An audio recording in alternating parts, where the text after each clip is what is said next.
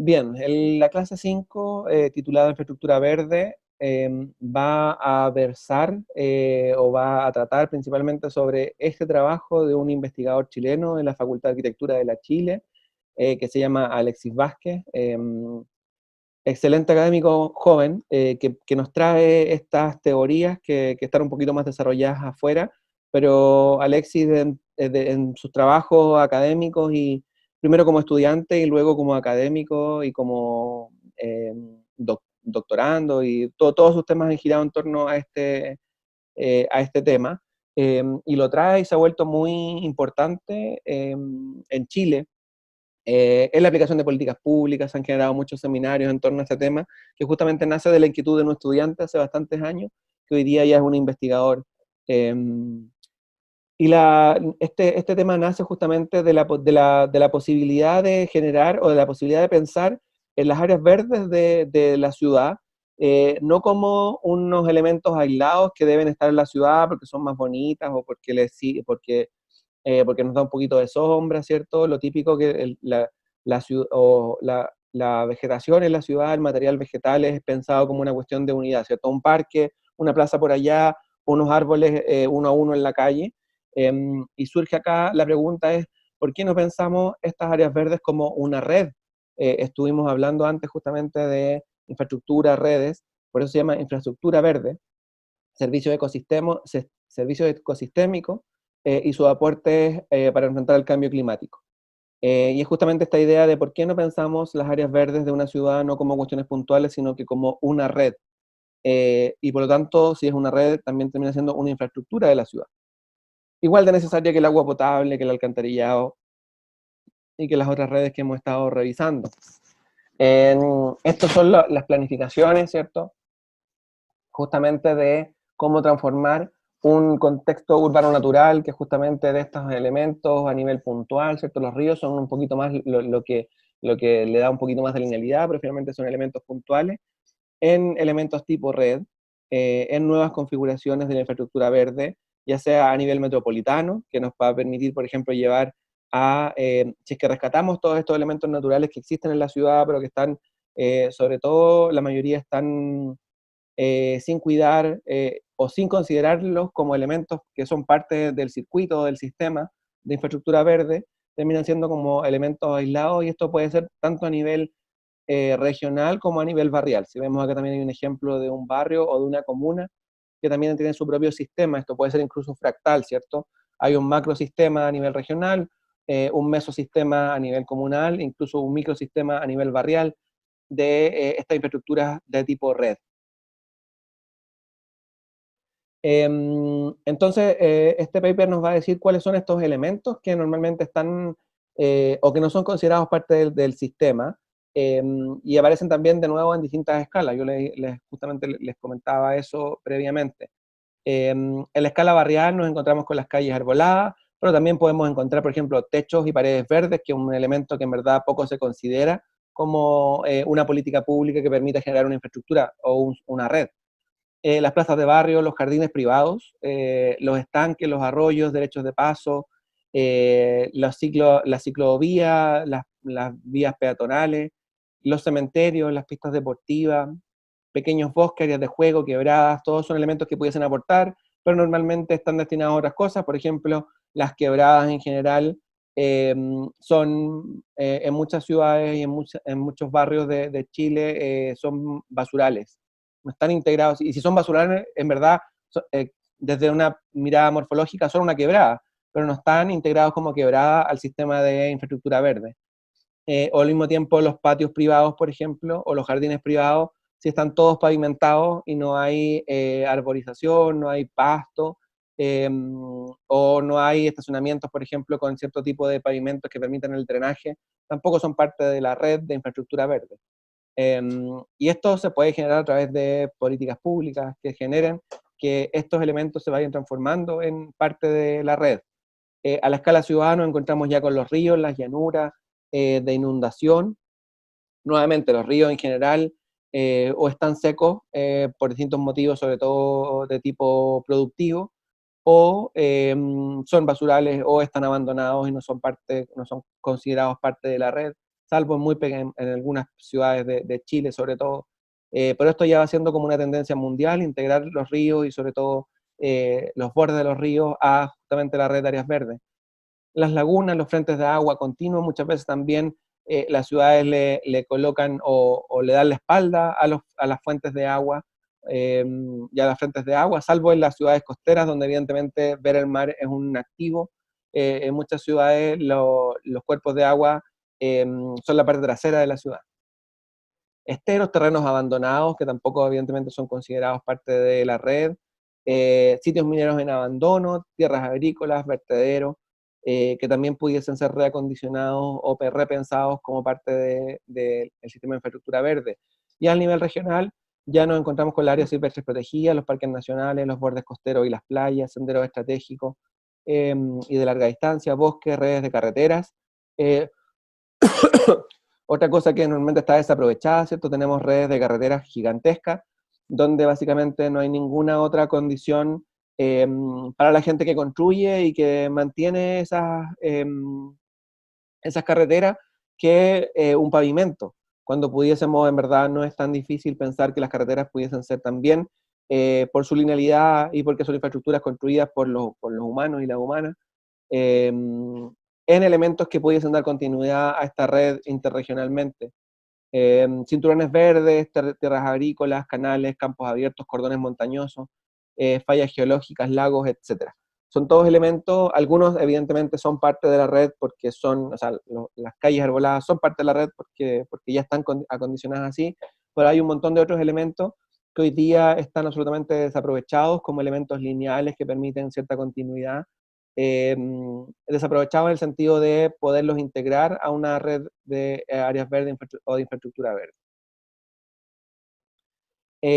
Esta es la parte que a mí me causa más ruido de esta teoría, se los comentaba un poquito antes, pero detrás de todo esto está justamente la idea de que la naturaleza en la ciudad y en los sistemas urbanos genera servicios ecosistémicos, es decir, es posible de cuantificar y de incluso monetizar lo que esta infraestructura verde le entrega a la ciudad. Entrega bienestar físico y psicológico, entrega recuperación de hábitat natural, entrega oportunidades educacionales de tipo ambiental, pero también de tipo investigativo, ¿cierto? Entrega diversidad y hábitat de especies, entrega control de inundaciones, entrega una mejor estética del paisaje, generación de recursos eficientes, gestión de recursos eficientes, reciclaje, eh, y mejorar la imagen de la ciudad en general. Estos son todos estos elementos que nosotros podemos decir como, bueno, entonces este tipo de infraestructura va a generar mejoras en este tipo de elementos. Esto evidentemente es posible de cuantificar, las oportunidades educacionales, pasar de un número a otro es posible de cuantificar, y hay muchos que dicen que estos proyectos podrían incluso monetizarse, es decir, como cuánto aporta en términos económicos para poder determinar si es rentable o no. Y ese es el punto más cuestionable de esta parte de la teoría, ¿cierto? O sea, monetizar justamente los efectos positivos de la naturaleza en la ciudad puede ser incluso perverso, ¿no? Justamente en el sentido que les comentaba antes. ¿Y qué pasa si estos servicios ecosistémicos no se monetizan y no son lo suficiente para cubrir los costos de un proyecto de este tipo? No lo vamos a hacer porque no es rentable en términos económicos. Yo creo que no es una respuesta correcta y por lo tanto monetizar estos servicios pudiese tener como efectos negativos también. Pero finalmente existen, se pueden medir, se pueden cuantificar y por lo tanto se pueden monetizar los efectos positivos de la infraestructura verde en la ciudad. Y bueno, también está justamente lo que comentaba respecto de este paper que incluye cómo estos servicios ecosistémicos, porque son más que todos estos, hay muchos más servicios ecosistémicos, se pueden dividir en tres grupos: los de regulación, los de provisión y los servicios culturales. Entonces, entre los de regulación está justamente la capacidad de la vegetación de regular el clima, la calidad del aire, la purificación del agua, polinización, control de plagas, etcétera. Entre los servicios de provisión está justamente la posibilidad de que esta infraestructura se transforme en alimentos, ya sea para los animales o incluso para las personas, en agua fresca, en medicamentos, ¿cierto? En, en fibra, en materiales de construcción como la madera, leña, etc. Y por último, los servicios culturales, que son justamente asociados más bien a la parte social, que está la posibilidad que nos entregan de recreación, inspiración en la belleza, conocimiento de los sistemas, expresión espiritual y religiosa, patrimonio, valor educativo, integración social, etc.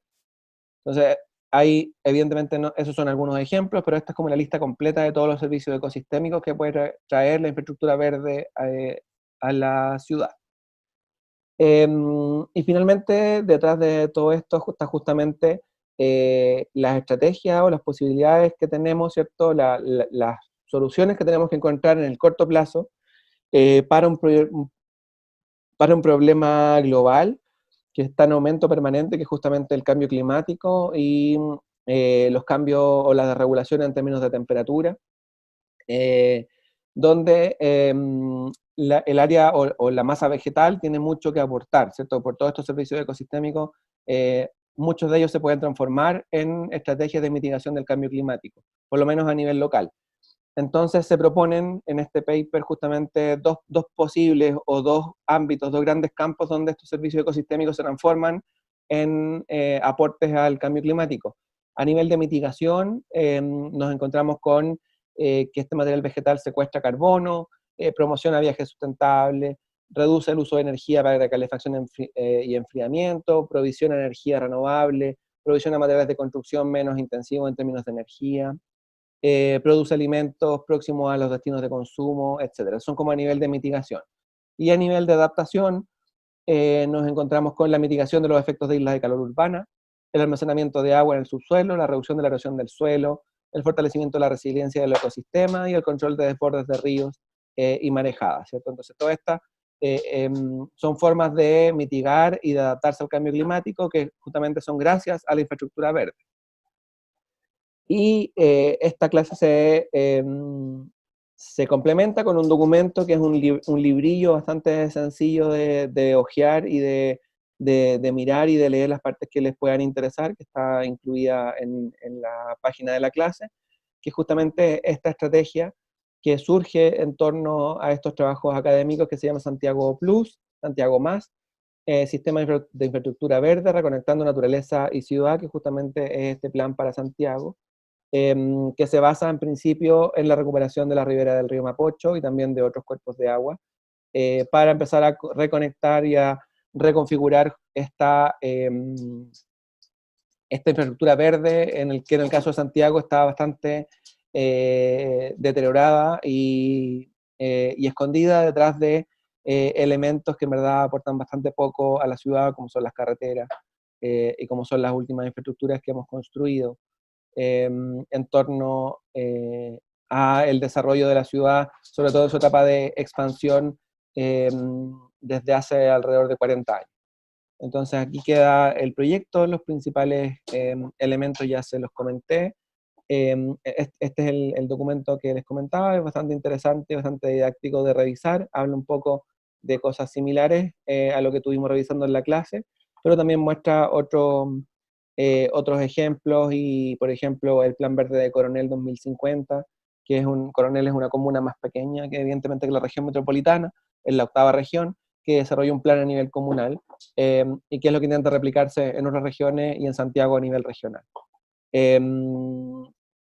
Y bueno, también un video que muestra cómo introducir más áreas verdes en nuestras vidas, que también tiene que ver justamente con esta idea de la infraestructura verde en la ciudad. ¿Dudas, consultas sobre este tema? ¿Comentarios?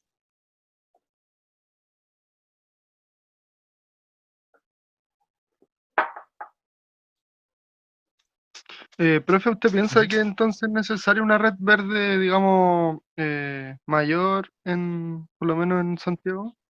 En Santiago y en las ciudades de todo el mundo, digamos. Evidentemente, cuando yo critico el concepto de servicio ecosistémico, lo critico como a nivel teórico, no a nivel pragmático. Evidentemente es necesaria por todos los efectos positivos que trae, ¿cierto?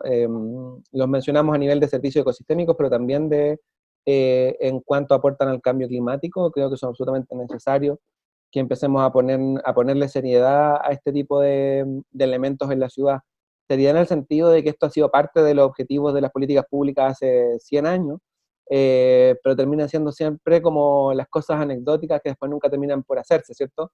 Cuando hace 50 años se planificaron las carreteras, esas carreteras se construyeron. Cuando hace 50 años, 60, 70 años se planificaron el sistema de parques de metropolitanos de Santiago, son los que no se hicieron. Las carreteras sí se hicieron, los parques no. Entonces esos son los tipos de cosas que uno dice, bueno, cuáles son las prioridades, cuáles han sido las prioridades de las políticas públicas hasta ahora y cuáles van a ser las del futuro, sobre todo considerando el contexto contemporáneo de emergencia climática. Profe, y a eso igual, como usted dice que han habido intentos de hacerlo quizás, pero igual están súper mal desarrollados, pues tomando en cuenta que hay estudios que dicen que los árboles que más ayudan a la descontaminación de la zona son los nativos, y aquí en Chile igual, o por lo menos en Santiago, hay, eh, digamos, en casi todas las comunas están instalados puros árboles ornamentales porque Ujú, sirven para sombra y en realidad ocupan mucho más recursos que los nativos y al final por eso los ujú, nativos son del territorio de acá, po, porque en realidad surgen de mejor forma, po. Entonces, igual siento ujú, que de repente como que uno ve que existen zonas con árboles, pero son árboles que en realidad no ayudan tanto como sí lo podrían hacer los nativos. ujú. Claro, claro, está toda esta evidencia científica, incluida la que comenta Gonzalo, pero también esta que dice, bueno, la infraestructura verde, si la hacemos a nivel o de tipo red, evidentemente es más eficiente, se generan corredores biológicos y un montón de cosas positivas que no se generan justamente con haciendo plazas con pasto por aquí y otra por allá, sino que si no es una red, no, esto no es sustentable. Incluso si hacemos áreas verdes como de tipo puntual, una por aquí, otra por allá, termina siendo bastante más costoso en términos, por ejemplo, de agua. Regar áreas verdes que tienen poca vida, sobre todo en regiones como Santiago, que es una región más bien seca, termina siendo menos sustentable porque le estás colocando un montón, le tienes que colocar un montón de agua para que eso viva, si no es nativo, por ejemplo. Claro. Y todo ese tipo de cosas. La evidencia científica está hace mucho tiempo. El problema es que justamente hemos medido las políticas públicas en general desde el punto de vista económico.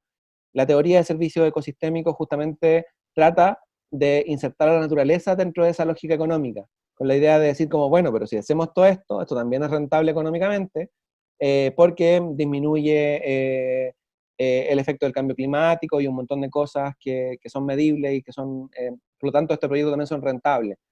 Tratan de meter a la naturaleza dentro de esa lógica, que es un aporte, pero bueno, finalmente como ideológicamente yo tengo problemas con ese tipo de posturas, pero son las que existen, y son las posibilidades que han encontrado justamente este tipo de proyectos para demostrar que sí sirven. Que es bastante macabro decir como sí sirvo en función de que soy rentable económicamente, Mm, pero es una manera de insertarse allí. sí. Lo que ocurre en las carreteras igual, pues las carreteras, esos espacios como em, de los que ellos se tienen que hacer cargo sí o sí, casi siempre son de pasto o digamos, de arcilla, de ese tipo de cosas, pero ese pasto igual cuesta harto mantenerlo y está comprobado que el pasto gasta demasiada agua. Claro. Al final es algo visual, pues, no es algo que de verdad, Ujú. digamos, No, se está haciendo cargo de ese espacio. no, claro, aporta poco y nada, la verdad.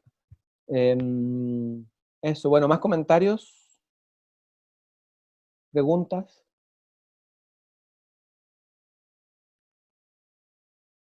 Bien.